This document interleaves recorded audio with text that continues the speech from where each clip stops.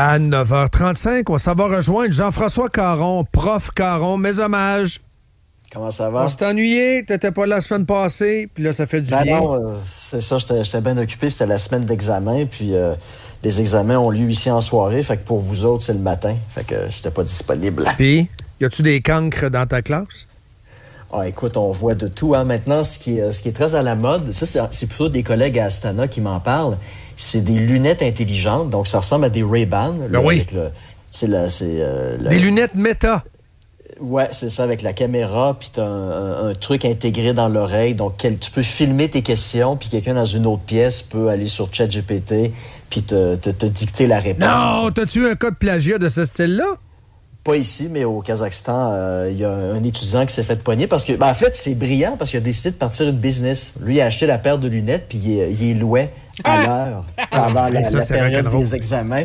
Fait que il s'est fait pogner, mais tu sais, le gars, il a quand même de l'honneur parce qu'il refuse de dire le nom de ses acheteurs. Puis la justice kazakh, je la connais pas, mais ça n'a pas l'air d'être la justice québécoise. Ben écoute, un cas comme ça à l'université, normalement, ça devrait être un renvoi de l'université. Normalement, là. Puis, un coup de strap en cuir dans le box à salade. Ça se peut, hein? Non, ben, tu sais, j'aime pas ça, moi, les gros monsieur avec des pinches qui se promènent avec des ceintures, là. Wow, il me semble que... À moins que ça soit un stéréotype, bien entendu. Non, c'est ça. Écoute, le gars qui a fait ça, il va se ramasser dans une autre université où il va être obligé de payer des frais de scolarité pour terminer son bac. L'université of Siberia? Oui, c'est ça. University of Gulag. Les diplômes, regarde, c'est en peau de cochon, mais regarde, il paraît que ça fait l'affaire. Très bon. Regarde, oui. Parle-nous un peu de l'Europe, pauvre Europe. Mais à quel jeu joue d'abord Zelensky? Je m'en vais faire une baffe par Trump, je m'en vais me faire consoler puis me faire donner un chèque par Macron.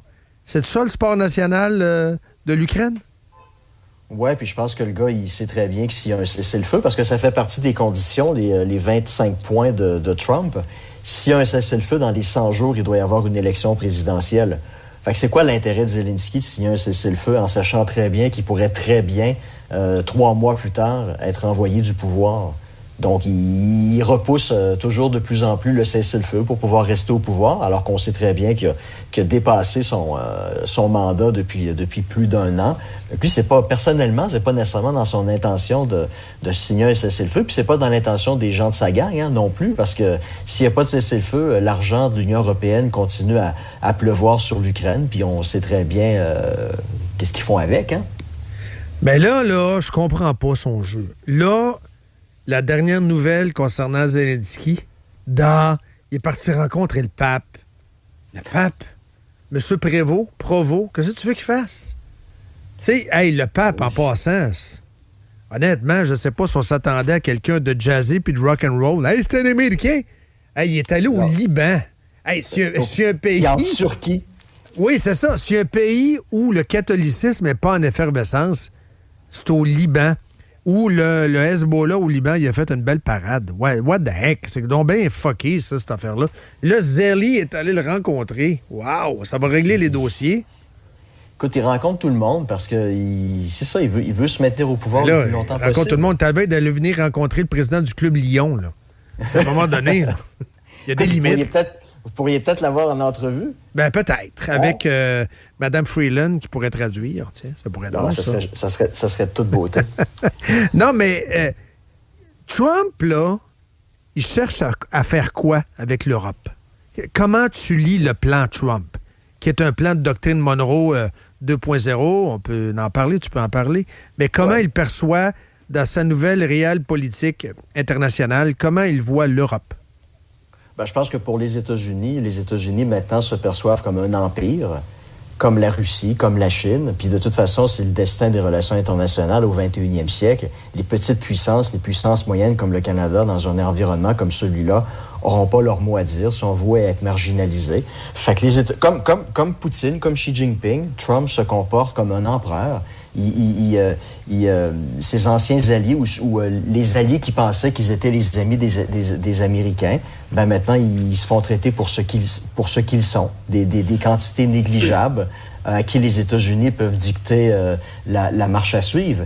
Puis tu sais, juste dans le cas canadien, les gens ont beaucoup ri, là. Le truc, là, le Canada va devenir le 51e État américain. Tu sais, ça a fait rire beaucoup de gens. Mais ils pensaient.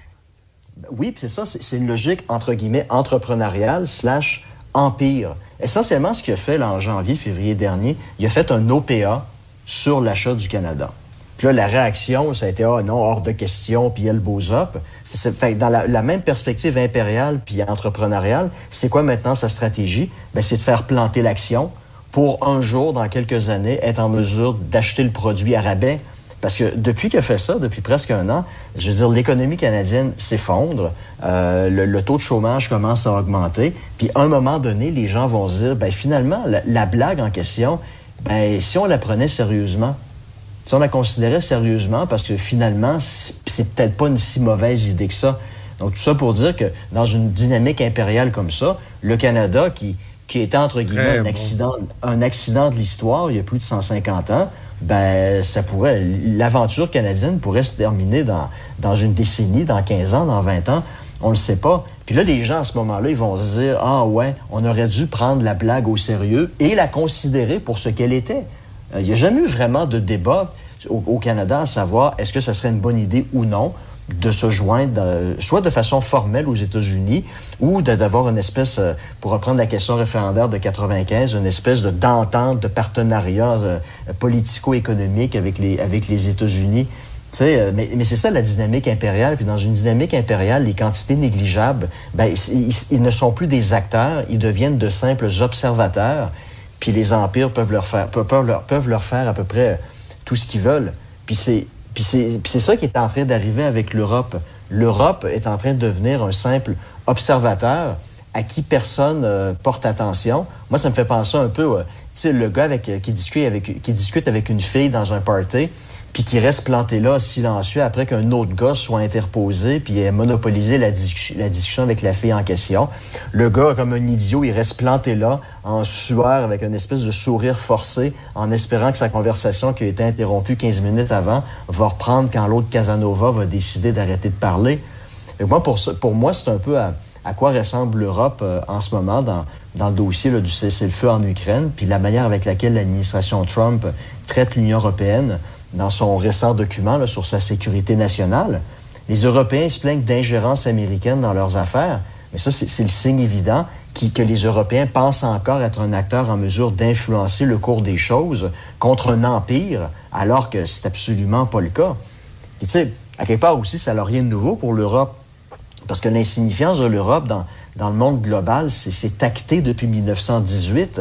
Les Européens, en s'entretuant pendant 4 ans, ils ont laissé le champ libre à l'émergence des États-Unis puis de l'Union soviétique. Puis cette émergence-là, qui a entraîné après 1945 la création d'un monde bipolaire qui a complètement été dominé pendant 45 ans par Moscou et Washington. Fait quand en 1956, la France puis les Britanniques ont envoyé des troupes en Égypte au moment de la crise du canal de Suez, ils se sont fait dire par les deux grands de rapatrier tout de suite leurs soldats, ce que les Français puis les Britanniques ont fait.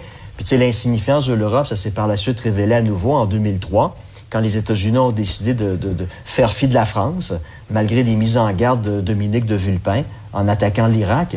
Qu'est-ce que la France pouvait faire à ce moment-là? Ben, absolument rien. Ils ont juste pu émettre des conseils puis faire preuve de bonne conscience. Un peu comme le NPD à Ottawa quand les libéraux sont majoritaires. Fait que, tu sais, quelque part, il y a quelque chose de franchement pathétique de voir les chancelleries européennes recevoir de manière aussi régulière Zelensky, de tenir des propos tellement belliqueux contre la Russie, alors qu'ils ont virtuellement aucune capacité militaire. Mais si tu veux en arriver à une entente avec la Russie, je te pose la question, qu'est-ce que la Russie doit remettre sur la table? Tu sais, il faut un compromis. Bon, l'Ukraine doit faire ce compromis-là, à mon avis. Je pense que c'est une lubie de penser qu'on puisse récupérer l'entièreté du territoire. Ça, tout le monde, moindrement intelligent, en convient. Maintenant, il faut qu'il y ait un give and take. Tu le sais, dans une négociation, il faut que tu donnes pour recevoir des deux parties. Sinon, c'est un coup de force. Qu'est-ce que la Russie peut se permettre de laisser aller? Ouais, mais tu sais, dans toute négociation, tu as un rapport de force. Ouais. Par exemple... Je comprends, mais il faut qu'il y ait une poignée de main maintenant quelque part. Là. Oui, c'est sûr, mais dans un rapport de force, c'est égal. Le compromis va être égal, mais si dans le rapport de force, il y a une partie qui est beaucoup plus puissante que l'autre, bien, c'est sûr que l'autre partie va se faire fourrer. Ça me rappelle, on célébrait il y a quelques jours le 30e anniversaire de l'échange de Patrick Roy. L'Avalanche du Colorado, là, il y avait le gros bout du bâton. Il savait très bien que Montréal n'avait pas le choix de se débarrasser de disons-le. Ben oui, parce que n'importe quelle autre équipe de la Ligue nationale avait le rapport de force. Tout le monde savait que Patrick Roy allait plus jouer à Montréal, que c'était terminé. Donc, il n'y avait pas le choix de s'en débarrasser. Mais qu'est-ce que Zelensky pourrait dire? Regarde, je suis allé chercher ça. Y a-tu un face-saver? Tu sais, on dit ça aussi en négociation. Il faut que tu permettes à l'autre de sauver la face. Dans le cas du Canadien et de Roy, il récupérait un Canadien français devant le net, un beau petit bonhomme. Il essayait de... Kovalenko, Rudzinski, il essayait de... On a eu beaucoup de joueurs, dont certains quand même avaient du talent. Là. C'était pas tous des pieds de céleri. Mais tu sais, c'était Patrick étant de la renommée. C'est clair que... C'est ça. Puis l'année d'après, l'Avalanche gagne la Coupe Stanley. Là, mais tu comprends ma question quand même. Oui, je comprends. Oui. Écoute, c'est très difficile à dire parce que l'Ukraine n'a pas de carte en main. La seule chose qui pourrait être concevable du côté ukrainien, c'est le général Zaloujny, qui était le commandant en chef de l'armée ukrainienne jusqu'à temps qu'il se fasse saquer en fin 2023-2024. Il est maintenant ambassadeur en Grande-Bretagne. Il a dit la meilleure façon de faire passer un cessez-le-feu comme celui qui est proposé par Trump, c'est de ne pas présenter le cessez-le-feu comme une paix définitive, mais comme un conflit qui va demeurer ouvert, comme dans le cas des deux Corées. Donc laisser avec une zone tampon. Il y aura une zone tampon, mais il n'y aura pas de paix formelle. Il n'y aura qu'un cessez-le-feu, comme en Corée. Comme en Corée. Donc, ça laisse sous-entendre que peut-être un jour, si l'Ukraine est en mesure de se refaire militairement, qu'elle aura peut-être l'occasion de reprendre des territoires qui auront été perdus. Je pense que c'est la seule façon pour les Ukrainiens de faire passer la pilule, parce qu'ils ont quand même perdu... Écoute, les estimations, là, on dit beaucoup de choses, mais... En général, en moyenne, on pense que les Ukrainiens auraient perdu à peu près entre 200 et 300 000 hommes. Donc, les familles là, de ces jeunes hommes-là qui ont été tués, comme tu dis, ils vont être obligés de sentir qu'ils ne se font pas fourrer dans l'échange. Là. Que Rudzinski, c'est un excellent joueur, là, puis Thibault aussi. Mais les Russes vont être obligés aussi de mettre un petit peu d'eau dans leur vin. Ben, c'est ça ma question. D'accepter peut-être qu'il n'y aura pas formellement un accord de paix, mais que ça va simplement rester un accord de cessez-le-feu. Puis Trump cherche quoi? Le endgame de Trump, c'est quoi? C'est d'aller acquérir le développement de toutes les mines sur le territoire. C'est quoi exactement qu'il a dans sa tête? Deux choses. Ça, c'est la première. Je pense qu'il veut rebâtir des ponts commerciaux avec la Russie parce que, oui, il veut exploiter les terres rares en Russie. Mais je pense que l'autre truc, c'est quelque chose de plus personnel. Il n'aime pas Zelensky. Parce qu'il faut se souvenir, une des tentatives d'impeachment... il n'est pas sérieux. Zelensky, c'est un comédien qui est corrompu, entouré de corrompus. Il n'est pas sérieux. C'est quelqu'un qui honnêtement, c'est quelqu'un qui est très respecté par les Ukrainiens, no offense, mais il en demeure pour moi qui il est corrompu, entouré de corrompus. Oui, mais ça, on ne le sait pas s'il est vraiment apprécié encore par les Ukrainiens. Il n'y a pas eu d'élection depuis 6 ans. Oui, c'est ça. Il y avait des élections le matin, puis il passerait peut-être même pas le premier tour. T'as raison. Mais le fait est qu'une des tentatives d'impeachment contre Trump, ça a été lié à la question là, du fameux coup de fil, puis une fameuse deal qui aurait passé avec Zelensky contre Biden.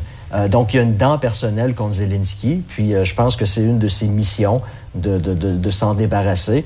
C'est une des raisons pourquoi il n'y a aucune considération pour lui. Mais c'est les terres rares, la clé. La clé, c'est les terres rares. Les contrats, les claims sont déjà donnés quasiment. Là. Oui, puis il veut aussi, c'est son espoir. Je pense pas que ça va fonctionner, mais c'est son espoir. Lui, il se dit, le véritable ennemi, c'est la Chine. Fait que si on est en mesure de ramener la Russie dans le champ du commerce international avec les États-Unis, puis peut-être éventuellement avec l'Europe, peut-être, c'est l'espoir, peut-être que ça va amener la Russie puis la Chine à se dissocier l'un de l'autre. Parce que, tu sais, historiquement, la Russie et la Chine ont simplement recommencé à avoir des liens diplomatiques positifs seulement depuis 30 ans. Parce que pendant une grosse partie de la guerre froide, l'Union soviétique puis la Chine communiste de Mao, ils étaient en guerre, là, l'un contre l'autre. Il y a même eu un conflit régional à un certain moment qui a entraîné la mort de plusieurs milliers de soldats. Donc, ça a été le grand génie d'Henry Kissinger puis de Richard Nixon. Kissinger, il est allé tisser des liens...